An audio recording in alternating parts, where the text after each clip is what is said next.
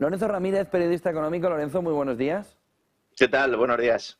Bueno, recesión 2024. Fíjate que ya está diciendo en este informe, que ha salido hace 2 minutos, algo parecido Luis de Guindos. Soga verde, deuda impagable, aviso que ya ha recibido España sobre los presupuestos. ¿Qué es lo que se ve en el horizonte todavía lejano a un mes y pico vista de este 2024, Lorenzo?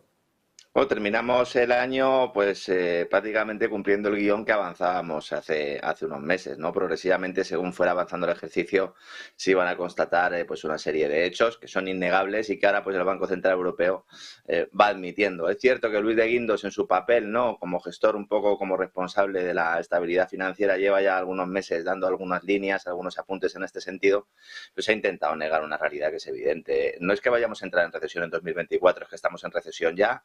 Hace varios meses que los indicadores adelantados como el PMI así lo están revelando. Ni siquiera el auge de los servicios por tirones de demanda interna, porque todavía pues hay ciertas ganas de gastar por parte de los que pueden gastar, están permitiendo maquillar todo esto. Recordemos que por debajo de 50 el PMI indica contracción y llevamos ahí desde hace muchos meses, y si nos cogemos solo el ámbito industrial, el ámbito manufacturero, ahí vemos que llevamos decenas de meses en recesión y poco a poco vemos cómo empieza a trasladarse desde los grandes medios económicos, desde los institutos y grupos de estudio, también ahora, como bien escuchábamos hace unos minutos a través de los reguladores, que la economía europea está en una recesión.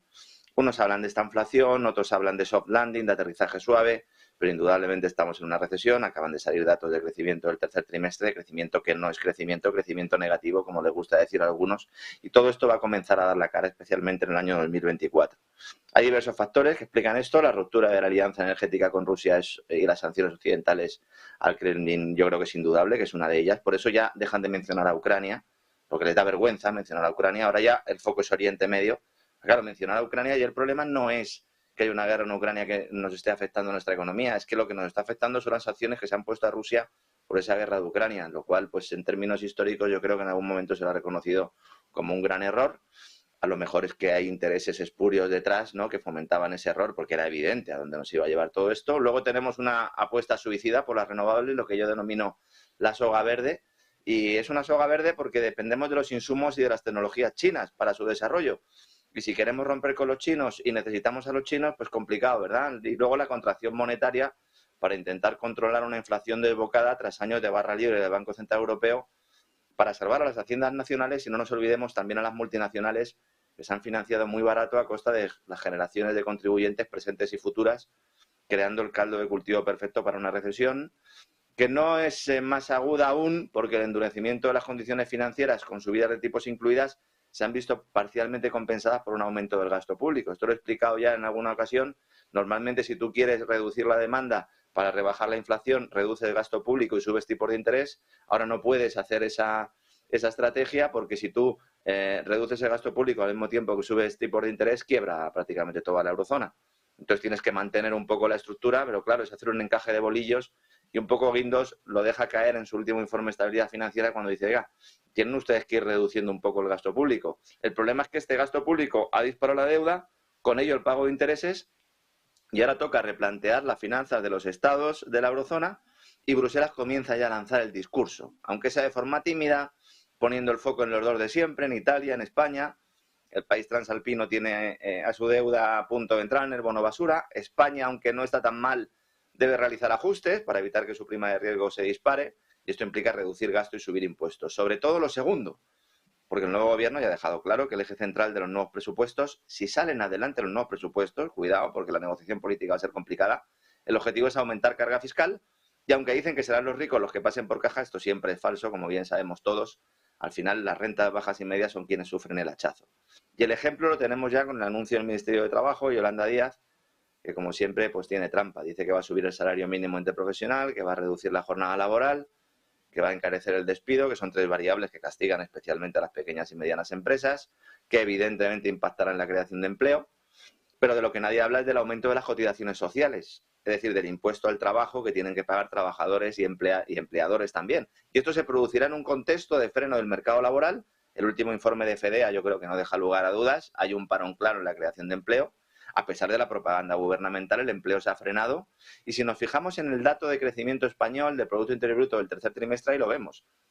Ha crecido 3 décimas. Si aplicamos un incremento anualizado, para en lugar de mirar hacia atrás, que sería el crecimiento interanual, mirar hacia adelante, como hace, por ejemplo, Estados Unidos, a la hora de calcular el PIB, tendríamos un crecimiento del 1,2%. Y como bien sabes, por debajo del 1,5% la economía española no es capaz de crear puestos de trabajo. Y esto el gobierno lo sabe. Y por eso ha disparado la contratación pública, para maquillarlo, por eso manipula las cifras de empleo, incluyendo a parados como si estuvieran ocupados, aumentando el subempleo. Hay más de 1 millón de desempleados que no aparecen en las listas, y todo esto al final pues va a aflorar, evidentemente, ¿no? Tú puedes guardar comida podrida en un armario, ¿verdad? Pero al final acaba oliendo y al final tienes que limpiar ese armario. Veremos hasta qué punto Bruselas aprieta las tuercas a España para que haga ajuste. Ya sabe, José Antonio, que yo soy bastante escéptico sobre esta cuestión, porque a la Unión Europea no le interesa que sea evidente el fracaso de la política económica europea y que se vea obligada a retirar unos fondos Next Gen que tienen como principal objetivo minar las soberanías nacionales, sentar las bases de unos Estados Unidos de Europa basados en la deudocracia y el servilismo también hacia intereses extranjeros. Pero es indudable que cuando se vuelvan a implantar las reglas fiscales en la eurozona habrá que hacer ajustes. Y fíjate, incluso Alemania está preocupada. El Tribunal Constitucional le acaba de tumbar un intento al canciller Olaf Scholz de saltarse sus propias reglas para intentar dirigir dinero destinado a la lucha contra el COVID y el cambio climático para rescatar empresas y para reducir la factura energética de los hogares. Así que vamos a ver una pelea importante con una diferencia notable respecto a anteriores crisis. Antes Alemania podía sacar la cabeza y exigirnos a los demás ajustes. El problema es que Alemania tiene una crisis de caballo, fundamentalmente por su destrucción industrial, derivada en buena medida por esa ruptura de la alianza energética con Rusia, y veremos hasta qué punto puede exigirnos a los demás ajustes que ellos pues no está tan claro que vayan a hacer, ¿no? Yo creo que ahí va a estar un poco la pelea, pero que la recesión en 2024 existirá ya con 2 trimestres consecutivos de caída del PIB, yo creo que eso es indudable. ¿Cuál es la verdad del salvamento, Lorenzo, de Siemens? ¿Qué es lo que de verdad está sucediendo detrás de ese salvamento de Siemens? Bueno, esto es un escándalo absoluto y, bueno, a mí la verdad es que me da pena que no haya análisis medianamente independientes cuando un Estado extranjero utiliza el dinero de los contribuyentes de un tercer país para rescatar una empresa propia, además mintiendo y faltando a la verdad de forma flagrante, ¿no? El rescate de Siemens Energy es una muestra más de cómo las alianzas internacionales que mantiene el gobierno de España van contra los intereses de sus propios ciudadanos, y encima, pues como digo, se falta la verdad para ocultar la cesión, en este caso, a los intereses de la industria alemana. Hace unas semanas, la multinacional germana pidió un rescate público porque no era capaz de hacer frente a sus obligaciones financieras, creadas en base a otra gran mentira. Hay una gran mentira que yo entiendo que es difícil de asumir para muchos, pero hay que decirla. Europa no es capaz de producir aerogeneradores a una mejor calidad y a un mejor precio que sus competidoras chinas. Y paneles fotovoltaicos tampoco. El mismo caso es el de los paneles fotovoltaicos. Porque las empresas del gigante asiático no solo tienen menores costes por cuestiones laborales, evidentemente, sino porque disponen de la materia prima necesaria para esta industria. De hecho, se podría decir que sin la tecnología y los insumos chinos no se habían producido las economías de escala que han permitido implantar muchas renovables en Europa y avanzar en esa famosa transición energética europea. Esto es una verdad incómoda, nadie quiere mencionarlo. Lo normal, ¿qué sería? Que si los países europeos quieren ir a un mix energético renovable de verdad, pues que lleguen a un acuerdo comercial con los chinos, porque son los que tienen esa tecnología y porque son los que tienen la materia prima. Pero claro, esto generaría un problema en Estados Unidos, en el seno de la OTAN y en este nuevo muro, ¿verdad? 2.0, el nuevo telón de acero que tenemos en nuestros días. Y en lugar de tejer esa alianza, se decide ir por su cuenta y riesgo. Lo cual, ¿qué ha hecho? Provocar una burbuja de industria renovable en el viejo continente que hace necesarios ahora rescates públicos. Y se están pidiendo a la Comisión Europea. Los ciudadanos vamos a pagar la energía 3 veces. Al consumirla, con los impuestos presentes derivados de su consumo y con los impuestos futuros derivados de la deuda que será necesario emitir para salvar a las compañías, a las grandes compañías. Cuando Siemens pide al gobierno alemán el rescate, el Ejecutivo alemán ofrece la mitad.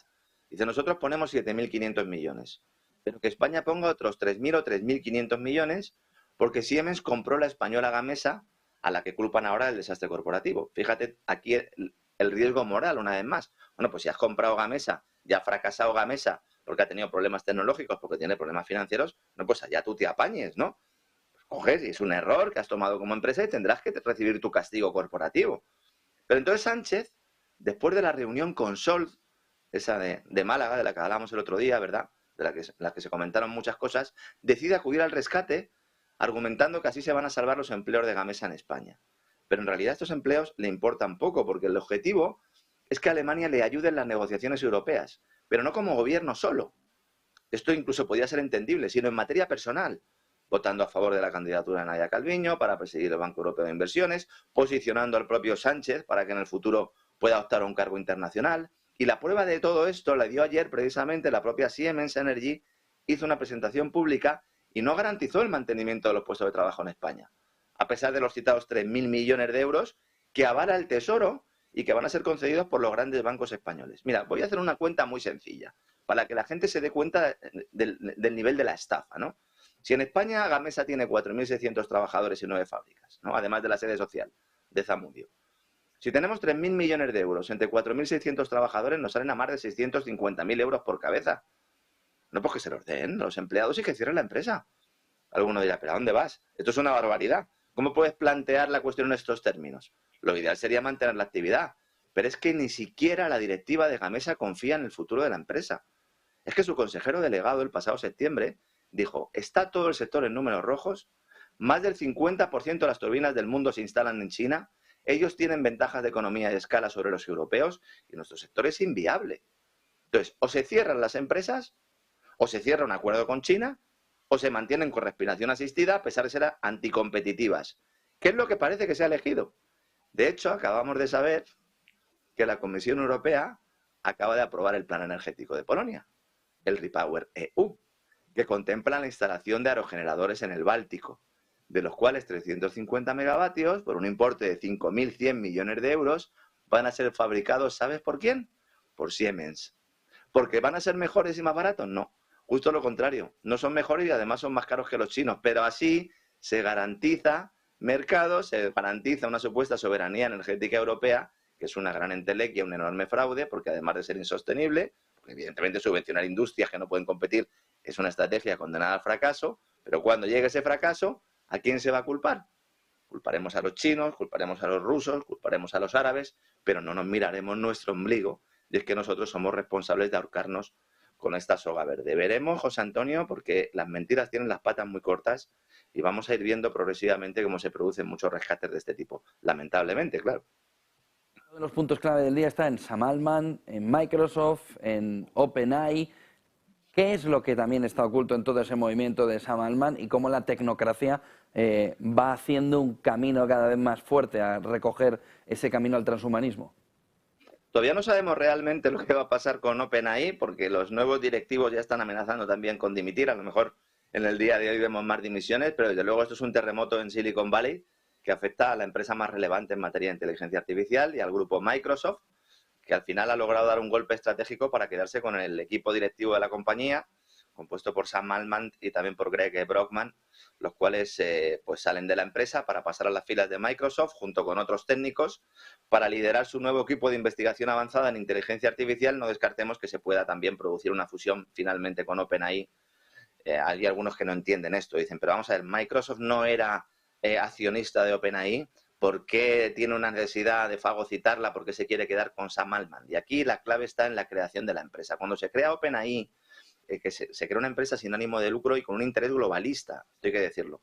Es verdad que sin intereses espurios, porque lo que pretendían es, al desarrollar una inteligencia artificial y llegar al punto ese de la AGI, como le llaman ellos, la inteligencia artificial, o AGI, si lo decimos en inglés, inteligencia artificial general, un momento en el cual la inteligencia artificial va a poder pues hacer sustituir muchos puestos de trabajo, va a generar una revolución social, económica, monetaria también muy relevante. Entonces, ante el riesgo que tiene esto, OpenAI dicen, bueno, pues vamos a hacerlo desde un punto de vista social, vamos a crear una sociedad sin ánimo de lucro y vamos a intentar poner toda esta tecnología al servicio de la humanidad. Esto, claro, es muy loable, pero al final es un pensamiento muy infantil, porque al final siempre vas a ser secuestrado por los grandes. La compañía piensa al principio en la ONU para intentar hacerlo todo bajo el paraguas de la ONU. Evidentemente se desecha porque la ONU no tiene ni capacidad técnica ni tampoco capacidad tecnológica para poder desarrollar todo esto. Se dan cuenta de que hace falta dinero, crean una filial para obtener inversiones, porque claro, la matriz no tenía ánimo de lucro, pero necesitas una filial, porque evidentemente el que meta dinero ahí va a querer una rentabilidad, y ahí es donde entra Microsoft. Pero para evitar que la multinacional de Gates, ahora bajo el mando de Satya Nadella, tomara el control, OpenAI diseña una estructura directiva que hacía que el mando estuviera en el Consejo de Administración del grupo sin ánimo de lucro. Y a Microsoft ni siquiera le daban un sillón en ese Consejo de Administración. Y además en el contrato con Microsoft se establecía que el acuerdo finalizaba cuando la Junta determinara que se había alcanzado esa AGI, esa inteligencia artificial general. Claro, momento en el que Microsoft no tendría derecho sobre la patente. Entonces, ¿por qué estaba invirtiendo Microsoft ahí? Esa era la gran duda que teníamos muchos. Porque claro, si no vas a ganar dinero, ¿qué lo haces? Por altruismo. Microsoft ha demostrado muchas cosas en la vida, pero nunca que es una compañía altruista. Y en este contexto, el pasado viernes se anuncia el despido de Sam Altman, el CEO de OpenAI, y hombre que es la cara de la compañía en todo el mundo. Acto seguido, Microsoft expresa su protesta, un poco con lágrimas de cocodrilo, junto a otros inversores, y el culebrón 72 horas después concluye con el anuncio del fichaje de Altman y de Brockman, junto con otros empleados relevantes de la firma que se marcharían a Microsoft, dando un golpe, evidentemente, quedándose con todo su talento y con su know-how. En realidad, la cuestión, como digo, no se ha cerrado porque OpenAI sin Altman, sin Brockman y los equipos no es nadie, porque no solo no tendría el desarrollo de la tecnología y el técnico, sino el económico, porque Sam Altman es un tipo que también ha sabido recaudar fondos, es un tipo que también tiene buenas relaciones, ¿verdad?, con los prebostes de Wall Street. Por lo que no descartemos que al final se pueda producir una fusión que termine con esos muros de contención en el plano corporativo que ataban las manos de Microsoft, que al fin y a la postre pues, ha pasado en 3 días de ser el gran perdedor al mayor ganador. Algunos piensan que esto estaba orquestado, yo no voy a ir tan lejos, pero bueno, indicios hay. ¿Cuál es la clave de todo esto? La clave de esto es que la capacidad de esta tecnología para afectar a la estructura productiva global, a los procesos políticos, es enorme. Y esto no lo digo yo, esto lo dice el propio Sam Altman, que en una intervención que realizó en el Senado de Estados Unidos, pidió a los legisladores que regularan y pusieran coto a su propio invento de una manera similar a como pasó con la bomba nuclear, ¿verdad?